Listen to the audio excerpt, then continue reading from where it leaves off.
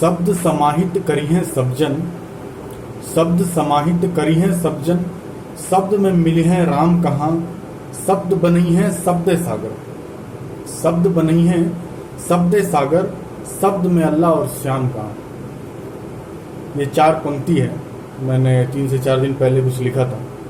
इसका जो जस्टिफिकेशन है, इसका जो निष्कर्ष है, मैं वीडियो के आखिरी में आपको समझाने की कोशिश करूँगा। पहले ये 2 शब्द पे आते हैं, अल्लाह और राम। ये 2 शब्द प्रीडोमिनेंटली इंडियन सब कॉन्टिनेंट में और ख़ासकर हमारे इंडिया में विवाद का विषय है, 2 तनाव का विषय है। शब्द है वो नहीं, जिसको ये रिफ़र किया जा रहा है, ये वो आपस में लड़ने के लिए खड़े नहीं हैं।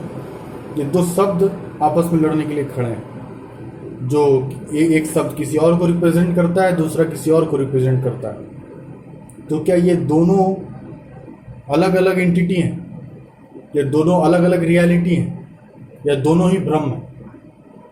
इसके बारे में मैं इसको इलेबोरेट करूँगा। तो राम जो शब्द है, राम जो शब्द है वो इंडियन हिस्ट्री में 3 जगह आया है। 3 प्रसिद्ध व्यक्तियों के लिए रिफ़र किया गया है। एक है परशुराम, जो विष्णु जी के 6ठे अवतार हैं। दूसरा है रामचंद्र, श्री राम, जो दशरथ जी के पुत्र हैं और विष्णु के 7वें अवतार हैं। तीसरा है आपका बलराम, जो श्री कृष्ण के भाई हैं। उनको बोला जाता है कि वो अभिषेक देवता, जो अभिषेक प्रॉस्पेरिटी के देवता हैं, धन धान्य के देवता हैं, उनके अवतार हैं बलराम।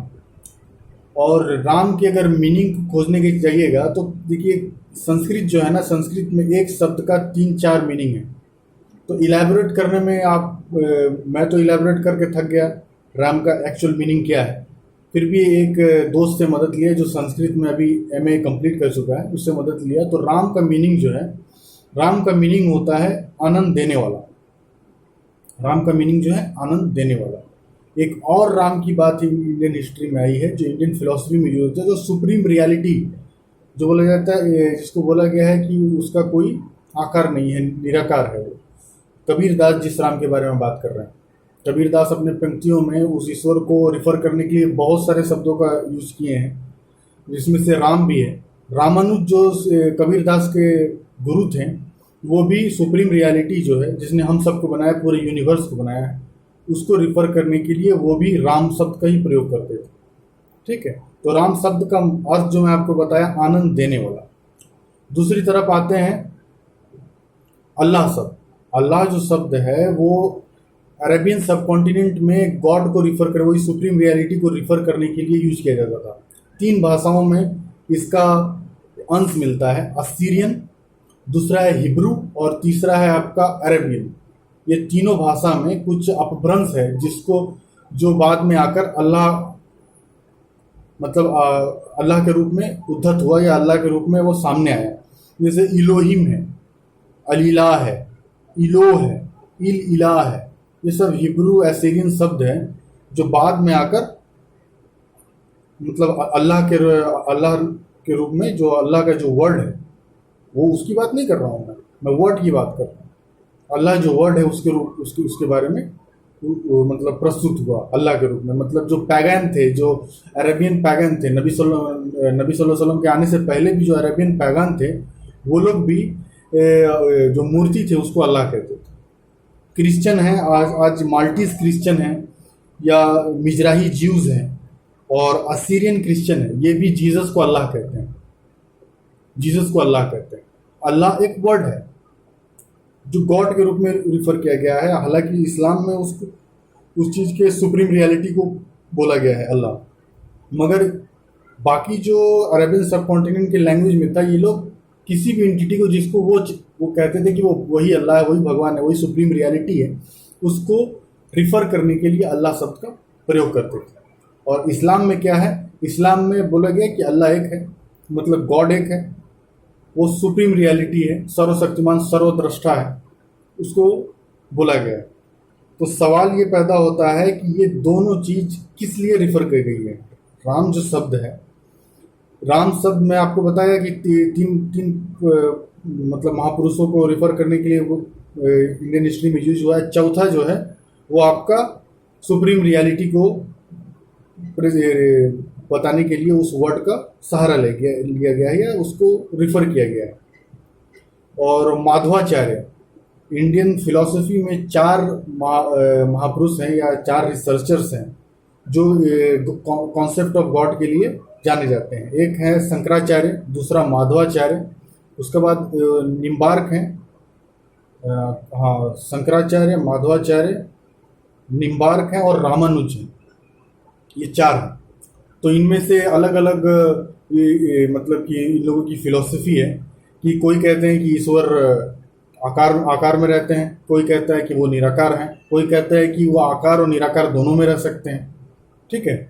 जिसमें से माधवाचार्य जो है, माधवाचार्य राम को सुप्रीम रियलिटी के रूप में प्रस्तुत किए कि राम ही सुप्रीम रियलिटी। माधवाचार्य का अगर आप पढ़ेंगे माधवाचार्य को तो वो राम को सुप्रीम रियलिटी के रूप में प्रस्तुत करते हैं कि वो वही निराकार ब्रह्म है। माधवाचार्य का कहना वही निराकार ब्रह्म है जिसको रिफर किया गया है। मतलब हिंदुइज्म में अगर आप आगे बढ़िएगा, देवताओं पर रिसर्च कीजिएगा तो 3 देवता आते हैं, विष्णु, ब्रह्मा और महेश। विष्णु को बोला जाता है जो सस्टेनर है, सब कुछ चला रहे हैं। उसके बाद आपका ये ब्रह्मा जो है जो क्रिएटर है, सब बनाते हैं। हालांकि ब्रह्मा को बनाने वाले विष्णु, ब्रह्मा की उत्पत्ति विष्णु के नाभ से हुई थी। विष्णु जी के नाभ के मैल जो है उसको पद्म बोला गया है। विष्णु के नाभ के मैल से वो उत्पन्न हुए थे, इसलिए उनको पद्मनाभ कहा जाता है ब्रह्मा जी को। तीसरे हैं ब्रह्मा जी क्रिएटर हैं। तीसरे हैं आपके महेश, जिसको शंकर शिवा कहा जाता है। महेश को बोला जाता है कि वो डिस्ट्रॉयर है। अगर साइंटिफिकली जैसे ओशो ने रिसर्च किया है कि ये तीनों, हालांकि फिलॉसफी में भी बोला कि ये तीनों एक ही हैं, तीनों तत्व है, इलेक्ट्रॉन, प्रोटॉन और न्यूट्रॉन। ओशो ने कहा इलेक्ट्रॉन, प्रोटॉन और न्यूट्रॉन हालांकि एक ही तत्व के 3 गुण हैं मगर वो एक्चुअली में एक है। तो सुप्रीम रियलिटी की तरफ बढ़ते हैं तो वो उसको सुप्रीम रियलिटी को राम कहते हैं, जिसने सबको बनाया। सिर्फ हिंदुओं को नहीं बनाया, मुसलमानों को भी बनाया, क्रिश्चियन को भी बनाया। अगर आप रिसर्च करेंगे, अगर आप आगे जाएंगे तो इसका मेन फैक्ट यही है कि सबको उसी ने बनाया। दूसरी तरफ अगर अल्लाह का मतलब इस्लाम की तरफ आते हैं तो इस्लाम में भी बोला गया कि अल्लाह सुप्रीम रियलिटी है, उसी ने सबको बनाया है। बोलते हैं कि रब्बुल आलमीन मतलब पूरे आलम का रब। रब्बुल मुस्लिमीन नहीं, सिर्फ मुसलमानों का रब नहीं, रब्बुल आलमीन बोलते हैं। सब सारे पूरे जहान वालों का रब है, रब्बुल आलमीन। वैसे यहाँ भी क्या वसुधैव कुटुंबकम की बात की गई है। सर्वंग खलिदन ब्रह्मा, कण कण में भगवान है। एकम ब्रह्मादित्य नास्ते नास्ते नास्ते नास्ते किंचन, ये शब्द है। और एक शब्द है नातस्य प्रतिमा अस्ति। नातस्य प्रतिमा अस्ति, प्रतिमा का अलग अलग वर्ड लिया जाता है मगर प्रतिमा का मतलब होता है अलाइक, उसके जैसा कोई नहीं। उसका आकार है या नहीं है, अल्लाह का आकार है या राम का आकार है, वो सुप्रीम रियलिटी की बात कर रहा हूँ मैं, रामचंद्र की बात नहीं कर रहा हूँ। रामचंद्र को भी सिद्ध किया जा सकता है मगर उसका जो फिलॉसफी है वो अहम ब्रह्मास्मि वाला है, जिसको मंसूर कहते हैं अनल हक। मैं उससे साबित करूंगा मगर बाद में उसको बताऊंगा मैं आपको। अनल हक और अहम ब्रह्मास्मि वाला फिलॉसफी अलग हो जाएगा। मैं तत्व के तरीके से मैं आपको बता रहा हूँ। सुप्रीम रियलिटी की बात जो हिंदुइज्म में की गई है, ये तीनों जो ब्रह्मा विष्णु महेश तीनों जो है एक सुप्रीम रियलिटी है, एक ही है। तत्व 3 है मगर एक्चुअल में वो एक ही है। इस्लाम में भी वही कहा गया कि अल्लाह एक है, वही सुप्रीम रियलिटी है, वही सस्टेनर है, वही डिस्ट्रॉयर है, वही क्रिएटर है, एक ही तरह बताया गया है। हालांकि हिंदुइज्म में तोड़ तोड़ के समझाया गया है। इसको मूर्ति की तरफ आप ले जाएंगे तो अलग चीज़ है मगर सारी चीज़ें एक ही तरफ चली जाती हैं। तो अल्लाह ही डिस्ट्रॉयर है, अल्लाह ही क्रिएटर है, अल्लाह ही सस्टेनर है। उनका आकार है या नहीं है वो अलग विषय है। तो राम और अल्लाह, इस्लाम में कहा गया कि सारे अच्छे नाम अल्लाह के, सारे अच्छे नाम। अल्लाह के 99 नाम कहा जाता है, 99 या रज़्ज़ाक़ो या करीमो या रहीमो, 99 नाम है। वो उनकी विशेषताएं हैं, अल्लाह की विशेषताएं। अल्लाह वो शब्द नहीं, आप डिफाइन नहीं कर सकते। उसी तरह हिंदुइज्म में कहा गया है कि अज्ञेय है, जो वो तत्व है अज्ञेय है। अगर आप जो साधना है, हिंदुइज्म की जो साधना है बोलते हैं कि मूर्ति पूजा सबसे लोएस्ट स्टेज में आती है। जब मूर्ति पूजा से आदमी आगे बढ़ता है, ब्रह्मा विष्णु महेश, अब उससे ऊपर बढ़ता है, तो वो निराकार ब्रह्म की तरफ चलता है। वो स्टेप बाय स्टेप सजाया गया है हिंदुज्म में। और इस्लाम में डायरेक्ट बोलेंगे सिरातल मुस्तकीम, डायरेक्ट सीधा एक ही राह, इधर उधर नहीं बोला गया है, मतलब कि मझधार में नहीं फंसाया गया है। हालांकि हर चीज का एक अलग रियलिटी है। ये नहीं कि मैं हिंदुज्म को गलत बोल रहा हूँ और इस्लाम को सही बोल रहा हूँ। दोनों चीज की अलग अलग उपयोगिता है। हिंदुज्म की एक अलग उपयोगिता है, इस्लाम की एक अलग उपयोगिता है। इस्लाम ने सीधा कहा, सीधा एक ही है रास्ता है, दूसरा नहीं। और हिंदुज्म में जो है तरह तरह की साधनाएं हैं कि वहां तक पहुंचने के लिए, वहां तक पहुंचने के लिए तरह तरह की साधनाएं हैं उस चीज को समझाने के लिए। अगर आप हिंदुज्म की ऊपरी रियलिटी में जाएंगे तो परमानंद हो जाते हैं, परमानंद और निरानंद हो जाते हैं। जो परम आनंद है, जिससे हम लोग की जो हम लोग रूह जो है वो उनसे आई, परमानंद से आई। ठीक है। और हम लोग भी बोलते हैं इन्ना लिल्लाहि व इन्ना अलैहि राजिऊन, बोलते हैं ना, हम उसी से हैं और उसी को लौटेंगे। शब्द की विशेषता पे मत जाइए, उस चीज को समझने की कोशिश कीजिए। मैं दोनों चीजों को एक तरह से समझाने की कोशिश कर रहा हूँ। आप डिवाइड करेंगे तो डिवाइड करने के लिए 1000 वर्ड हैं, 1000 तरीके की बातें हैं। अगर एक करेंगे तो उसके लिए भी मतलब कि 1000 शब्द मिल जाएंगे जो एक करने वाली है। आप बिछड़ना चाहेंगे तो बिछड़ जाएंगे, मिलना चाहेंगे तो मिल जाएंगे। इंडियन फिलॉसफी में विष्णु जी के अवतार जो हैं 24-25 ऐसा कुछ बोला जाता है, मेरे को एग्जैक्ट नंबर नहीं मालूम है। इस्लाम में बोला गया है 1,24,000 नबी है जो पूरे सारे दुनिया के सारे देशों में हैं। हमारे भारत में भी आएंगे। हो सकता है कि जो रामचंद्र हैं, रामचंद्र अल्लाह के नबी हों, साबित नहीं किया जा सकता, क्योंकि कुरान में सिर्फ 25 नबियों का जिक्र है, जिसमें से आदम है, नूह है। नूह को न्यू कहा गया है भविष्य पुराण में, न्यू, उसको मनु की तरफ से बोलते हैं। मूसा है, ईसा है, लूत है, समूद है, याकूब है, हारून है, ये सब नबी हैं। टोटल 25 का नाम, जो कुरान जहाँ उतरा वो वहाँ के आसपास के जो नबी थे उन्हीं के बारे में बताया गया, उन्हीं को रेफरेंस दिया गया। देखो इन्होंने इस तरीके से इस्लाम को फैलाया गया, इनको इस तरह से सबक सिखाया गया, ये ऐसे ऐसे किया गया। तो अल्लाह ने अरब के लोगों को समझाने के लिए वहीं के आसपास के नबियों का उदाहरण दिया है ना। भारत के नबी कुछ कोई भारत की बात होती तो वहाँ के कुछ और नबियों की बात होती, हम लोग भी जान पाते कि हाँ भारत में कौन से नबी आए थे। ठीक है। तो जो सुप्रीम रियलिटी है हिंदुइज्म में मैं बताया सुप्रीम रियलिटी, इस्लाम में डायरेक्ट बताया गया है एक ही रियलिटी है। तो जो शब्द है, क्या हम लोग जान पाए हैं? क्या हम लोग शब्द से जान पाएंगे उस तत्व को जिसने हमको बनाया, हम जिस चीज के लिए लड़ रहे हैं? बताइए, जो हमको बनाया, अगर राम को ही हम रियलिटी मान लें तो राम सिर्फ हिंदुओं के हैं? राम सिर्फ हिंदुओं के हैं क्या? नहीं ना। अगर राम ही सुप्रीम रियलिटी है तो राम सिर्फ हिंदुओं के नहीं है, मुसलमानों के भी हैं। और अगर अल्लाह को ही सुप्रीम रियलिटी मान लिया जाए तो अल्लाह सिर्फ मुसलमानों के नहीं है, हिंदुओं के भी हैं। तो अल्लाह के चाहने से ही ना हिंदुओं की एग्जिस्टेंस है। मुसलमान सोचेंगे कि चारों तरफ मुसलमान ही हो जाए, ऐसा हो सकता है क्या? ऐसा होगा क्या? नहीं होगा।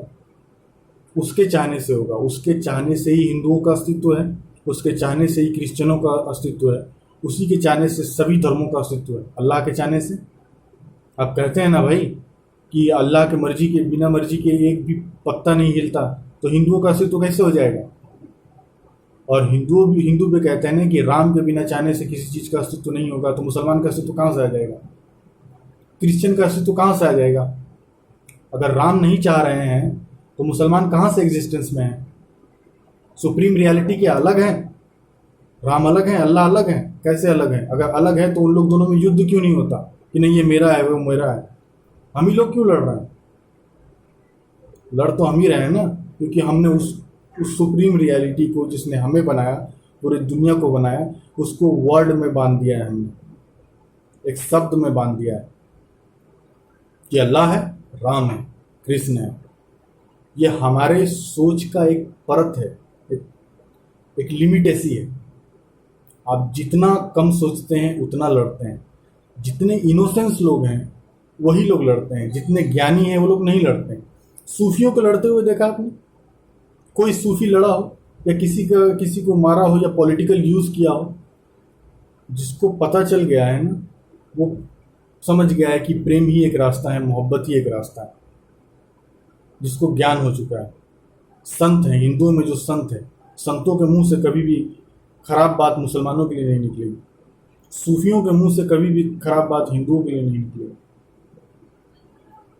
समझने वाली बात है, इस चीज को समझना होगा। हम लोग उसको शब्द में नहीं बांध सकते, उसको नहीं जान सकते।